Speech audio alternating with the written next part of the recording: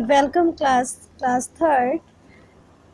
Today we read story. I hope from you guys that you will be safe in your homes and will be studying very diligently, and let's start your chapter number second. Buckaroo Present, written by Judson. Yes, this is your chapter second. Buckaroo's Present, written by जसफ्रन सैफनो. बकरू का gift. ठीक है, कई बार आप भी किसी को gift देते होंगे. आप सोचते होंगे कि अगर गिफ्ट दिया जाए तो क्या दिया जाए जो उसको बहुत अच्छा लगे. तो ये उसी से रिलेटेड कुछ स्टोरी है.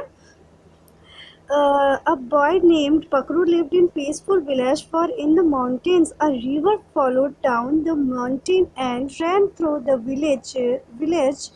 Its soothing sound was like a lullaby for the villagers as they lay in their beds every night. Each morning at dawn, Bakru's grandfather, in his deep and loud voice, awake the villagers. The echoing voice for the morning prayer came from the mosque tower. Okay. तो यहाँ बच्चों ये है कि एक बच्चे का नाम था बकरू, जो कहाँ रहता था, एक बहुत शांति प्रिय गांव में रहता था जो कि माउंटेन से काफ़ी दूर बसा हुआ था. और वहाँ एक रिवर बहती रहती थी माउंटेन के बीच से हमेशा. मतलब बहुत ही प्यारा सा उस गांव का जो इकोइंग सिस्टम बताया गया है वो बहुत प्यारा बताया गया है इसमें. कि सुबह की पहली पहली काम वॉइस आती है चारों तरफ से, जैसे कोई बच्चा सोता है. हालांकि यहाँ बताया गया बकरू के ग्रैंडफादर जो थे वो एक डीप वॉइस में और लाउड और डीप, गहरी और तेज वॉइस में विलेजर्स को जगाते थे. सुबह सुबह की पहली प्रेयर करते थे. कहाँ? Mosque from mosque tower. वो अपनी मस्जिद से बैठ कर के जो भी उनकी नमाज होती है वो करते थे. तो इससे सब लोग जगते थे. टुडे एक दिन क्या हुआ अचानक कि there was no sound of his god from mosque. अब भाई देखो कोई साउंड नहीं आया. तो यहाँ पर क्या हुआ कि बकरू को थोड़ा अजीब सा लगा कि वो चिंता करने लगा कि आज कोई आवाज़ क्यों नहीं आई. What could not happen? क्या हुआ होगा कि उन्होंने आज जगाया नहीं, ऐसा सोचने लगा बकरू. कहीं ऐसा तो नहीं कि पापा बीमार हो. हाँ, हो सकता है बाबा बीमार हो. At first he wanted to directly to grandfather's house to find out what had happened to him. वो पहले तो उसने सोचा कि चलो हाउस जाते हैं ग्रैंडफादर के, देखते हैं उन्हें क्या हुआ है. फिर उसने सोचा didn't like missing the morning prayer. हमें मॉर्निंग प्रेयर नहीं मिस करनी चाहिए. He also thought that someone in the mosque may know where his grandfather was, so he ran to mosque. उसने सोचा होगा कि नहीं मुझे ना मॉर्निंग प्रेयर नहीं मिस करनी चाहिए, गंदी बात होती है. तो ऐसा करते हैं कि पहले हम मस्जिद ही जाते हैं और वहाँ ही किसी को पता होगा कि ग्रैंडफादर कहाँ है. ठीक है, वो गया अपनी मस्जिद में, उसने नमाज पूरी अदा की. उसके बाद उसने इधर उधर देखा, लोगों से पूछा, लेकिन उनके बारे में कोई भी पता नहीं चला कि उसके ग्रैंडफादर कहाँ है ना. अभी फाइनली क्या हुआ कि उसने सोचा चलो मैं ग्रैंडफादर के हाउस जाता हूँ. और हाउस जाने के लिए उसने सोचा ऐसे कैसे जाऊँ. अच्छा मैं कोई प्रेजेंट लेकर जाता हूँ, उनके लिए गिफ्ट लेकर जाता हूँ. उसने सोचा क्या हो सकता है. This was the time of year of gathering मनकंग. मनकंग is a type of nut, अखरोट. ठीक है, जो कि कहाँ का, इंडोनेशिया का मतलब है बहुत ही फेमस अखरोट. सो उसने क्या किया, बकरू ने डिसाइड किया कि क्यों ना इन्हीं को लेकर के बाबा को जा कर के मैं दे दूँ, अपने ग्रैंडफादर को गिफ्ट दे दूँ. उन्हें तो बहुत पसंद है और वो इससे रिंग्स बनाते हैं और एक रिंग का वो 50 रुपीज़ लेते. पर रिंग का 50 रुपीज़ में उसे सोल्ड कर देंगे, बेच देंगे. तो उसने क्या किया कि जितने भी वहाँ पे नट्स थे, उसने सारे नट्स उठा लिए, गैदर कर लिए, इकट्ठा कर लिए कि ग्रैंडफादर उसके बहुत हैप्पी होंगे। लेकिन एक सेकंड थॉट उसके मन में आया, what if the other boys from the village have already gathered all the nuts. लेकिन जब बाकी और विलेजर्स आएंगे तो क्या सोचेंगे वो कि मतलब सारे नट्स कहाँ हैं। लेकिन उसको तो अपने बाबा को भी देना था ना। Just minute. इससे पहले कोई आता कि वो बहुत फास्ट दौड़ने लगा, तब तक कि एक हिल के पास पहुंचा, नेट हिल के पास पहुंचा, और उसने बहुत चैन की सांस ली। वहाँ पर मनकंग ट्री था, उसने सारे ट्रीज, मैंने पहले ही बताया, उसने सारे इकट्ठा कर लिए थे। He gave out a sigh of relief, उसने बहुत आराम से सांस ली।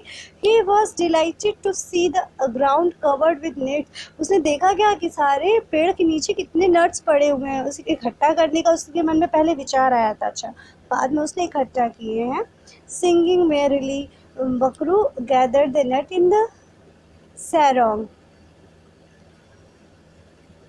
ठीक है, मतलब sarong मीन्स क्या होता है, a dress worn by Indonesian man and woman। हाँ, बकरू ने क्या किया, वो सारे नट्स को अपने अपने उसमें जो ड्रेस पहनते हैं वहाँ इंडोनेशिया में, वो उसमें रख लिया। सडनली क्या, उसने एक आवाज़ सुनी। वो आवाज़ थी कुछ बच्चों की जो कि विलेज के थे। वो अदर बॉयज़ जो आ रहे थे, वो तुरंत ही एक झाड़ियों के पीछे जाकर दौड़ा और छिप गया। क्या हुआ, सब लोग आए, आके देखा कि अरे यहाँ पर तो एक भी नट्स नहीं है, हमसे पहले यहाँ कौन आया। तब से उनमें से एक बच्चे ने बोला कि यहाँ ज़रूर बकरू आया होगा, देखो उसके फुटप्रिंट्स देखो यहाँ पर ज़रूर होंगे। तब तक one of boys shouted, he must have just left with the nuts. अरे, और उसने एक भी नट्स हम लोगों के छोड़े नहीं। आगे देखो क्या होता है। The Elder boy look thoughtful, मतलब उसने जो अदर बॉय था उसने कहा कि जल्दी उसको ढूंढो, पकड़ो और उससे नट्स ले लो सारे। तब तक एक उसमें से बड़ा लड़का होता है, वो कहता है नहीं देखो, हम लोग, ये गलत बात है, हम लोग लेट हो गए आने में। और वो जल्दी उठा, वो मस्जिद से जल्दी आया, तो मेरे ख्याल से वो उसी के हैं वो नट्स, रहने दो। The other boys looked at him, बहुत मतलब जो दूसरा बॉय थे, बाकी लोग, वो अपने आप में बहुत शाइनेस से देखने लगे, शर्मिंदा हुए इस बात से कि हाँ बात तो सही है। They knew that if they hadn't been lazy, और उन सबको पता था कि हमें देरी नहीं करनी चाहिए, लेज़ीपन नहीं होना चाहिए हमारे अंदर ना, आलसी नहीं होने चाहिए। अगर हम आलसी ना होते तो हम बकरूज पहले आ जाते, वो नट्स हमारे होते। ये सब सुन रहा था कौन, बकरू। वो सुनकर ही तुरंत उठा और बोला कि उसने सरप्राइज कर दिया बाकी बच्चों को और कहा कि आई एम सॉरी, मैंने सारे नट्स ले लिए, हेयर यू टेक सम, आप इसमें से कुछ ले लो। After all we are friends, हम लोग सब लोग दोस्त हैं, और जो भी हमारे पास हो वो हमें आपस में शेयर कर लेना चाहिए। The five look first at the Bakru and then each other, सबने बकरू को पहले देखा, फिर आपस में एक दूसरे को देखा। फाइनली क्या हुआ कि उसमें से जो एल्डर बॉय था, जो समझदार लड़का था, उसने कहा नहीं, ये तुम्हारे हैं, तुमने इन्हें इकट्ठा किया है, तुम ले लो। तो उसने कहा कि एक्चुअली मैं क्या था ना कि मैं ग्रैंडफादर के लिए लेकर जा रहा था, और मुझे लगता है कि वो शायद बीमार होंगे, तो इसलिए मैंने सोचा कि उनको लेकर जाता हूँ। लेकिन ठीक है, कोई नहीं, अगर मैं आप लोगों से ये शेयर कर लूँगा तो भी वो बहुत खुश होंगे। तब तक क्या हुआ, उनमें से एक लड़के को शायद कोल्ड हो रखा था, तो वो बोल रहा था ओके ठीक है, अब चलो जल्दी से मस्जिद चलते हैं। शॉर्टेस्ट बॉय ने ऐसा कहा उन लोगों से। तो तब तक एक ओल्डेस्ट बॉय एक्सक्लेम करता है, बोलता है कि आई हैव एन आइडिया, मेरे पास एक विचार है। Bakru will share his nut with us, Bakru अपने सारे नट्स हम लोगों से शेयर कर दे, then we will go and give them to grandfather. उसने बोला कि मेरे दिमाग में विचार आया कि बकरू हम लोगों को नट्स दे दे और हम लोग ग्रैंडफादर को देते हैं चल के साथ में। तो सब लोगों ने एक दूसरे के शोल्डर पे हाथ रखा और एक साथ बढ़ गए, किसके लिए, अपने बाबा की ओर, उनको गिफ्ट देने के लिए। हाँ, here happy ending, have a nice day, enjoy your study, goodbye all of you।